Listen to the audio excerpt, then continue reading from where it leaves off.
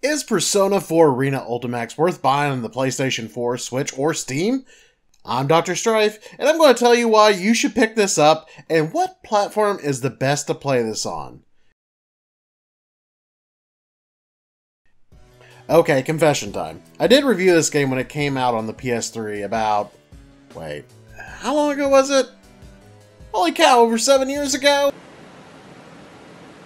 Why don't you ever talk to me anymore? Damn, I thought it was funny back then. Also, I had more hair. Damn you, thinning hairline. This review will be a little more streamlined, as I won't spend a ton of time talking about the graphics or audio. I'm going to focus more on the gameplay, the modes, and the online and the differences in the ports. So here's the rundown on the graphics and the sound. It's got great 2D sprite work with fantastic stages, and you got music from Persona 3, Persona 4, Golden, and other tracks from Persona and the other spin-off titles. We got more character colors and music compared to the last release that we had on PS3 and Xbox 360. The story mode, including all the story DLC, is here. This takes place after Persona 4 Arena, and then that takes place after Persona 4 Golden. So the Persona 4 and Persona 3 gang are in the TV world fighting against a new antagonist named Sho, and they fight against shadow versions of themselves, kind of like they did in the original Persona 4. This story is definitely not going to be as deep as your typical Persona RPG, but it's a fun ride for fans, and if you want to know what happens after Persona 4 Golden, then this is for you. It won't make much sense otherwise, so either catch up on that game or just watch a guide on YouTube or whatever you want to do if you really care about that. But the real star of this game is the gameplay. It's solid, with 21 playable characters, including a new balance update 2.5, which was previously only available in Japanese arcades. One of the things that Ultimax introduced was shadow characters, which are basically evil versions of the main characters. And they play mostly the same as their normal counterparts with a few differences. Kind of think of them more aggressive versions of their vanilla counterparts.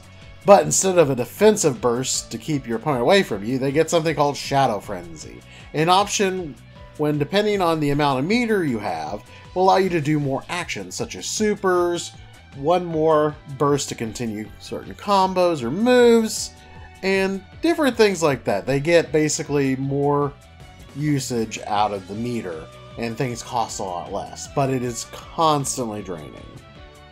Normal characters have access to something called Awakening.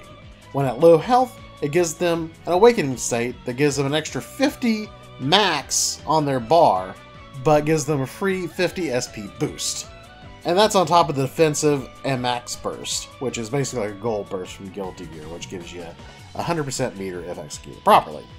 Shadows may seem weak, but if you look online, they can do some really crazy combos. And after 2.5 and nerf the meter carryover between rounds, shadow characters can still be a force to be reckoned with depending on the character. And there have been a few other minor changes between the two versions, but I think it breathes new life into the game. And the fact that we're getting a version that we never got before is actually pretty badass. You got a plethora of modes too. We got the story like we mentioned, there's a score attack mode, and arcade mode. One of the unique things to this is Golden Arena mode. Golden Arena mode sees your character go through a ladder against other characters who are powered up. Your character levels up and gains new abilities that can aid you in the fights and level up your character's attributes and abilities. And you can get perks that can either buff your character or even debuff your opponent. And then you got various modes to help you learn the game, such as in-depth mode that shows you how to play the game, combo trials for each character, as well as a good old-fashioned training mode. Yes, Ultimax has online, but this is the part you need to listen up for. Online is currently using Arc System Works' good old delay-based netcode. No, God! No, God, please, no! No! Might have been kinda okay in 2014, but in a world where the pandemic happened, it just ain't that great. I won't say I didn't have good matches with people at times and with decent connections, but when it's rough, oh boy is it rough. I mean, it's just like you jumped in a tub of jello and you're trying to escape, but you can't because it's jello, it's all sticky and stuff, and then it's like the green apple, and you remember you don't like green apples, so you're kind of just screwed. Thankfully, Atlus has announced this summer, rollback netcode will be coming to the PS4 and Steam versions of the game. So if you're going to buy it for Switch, well, you're kind of out of luck. So if you want to play with others online, the Switch version is probably not the one you're going to want to get. With that said, that's not the only thing missing between these versions. In the PS3 version of Persona 4 Arena Ultimax, there was a special lobby mode that allows you to make an avatar. You can go room with other random people and matchmake. And you had little arcade machines. It was like you're at a little arcade. This is available in the PS4 version, but not on the Steam and Switch, oddly enough. You still have an option in all versions to go play regular ranked and create standard lobby rooms for player matches. But if you want this special version of a lobby, you can't get that anywhere but PlayStation 4. Though just don't be weird and say inappropriate things to strangers. I don't know why I have to say this, but there's someone out there who probably go into that lobby and then start talking about how much they love their waifu and that they need to make them some type of curry for dinner, and then it gets all weird and like sexual and gross, and no, just don't do that. This version is only $30, no matter what platform you pick it up on, which is fantastic. And of course, the update's going to come out in summer, which is going to make it even better for those who have the PS4 and Steam releases. And the fact this is 2.5 means that this is the latest update of the game you can get. So I guess I'll just have to say, if you want the version that has everything, go for the PS4 one. If you don't care about those weird player lobbies but still want to play online with others, and you got a great computer, and living out weird sexual fantasies about anime characters is not your thing, then, you know, you can always try going for the Steam release.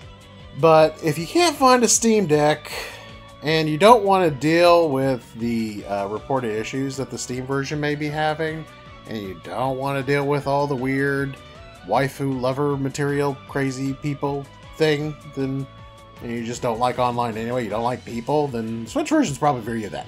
That's it. Just pick up this game, you'll have a great time. And, like I mentioned before, that rollback update that's going to come out in the summer, let's pray it'll be the chef's kiss. But with Arc System Works' track record on rollback netcode, I think we're in pretty good hands. But seriously though, if you go into the PlayStation 4 lobbies and you have your weird fanfic role-playing theater, I'm just going to sanitize everything I have, my computer, my PlayStation, my anus, everything, and just pretend I never seen that happen. And bleach my eyeballs. Bleaching my eyeballs would definitely be it.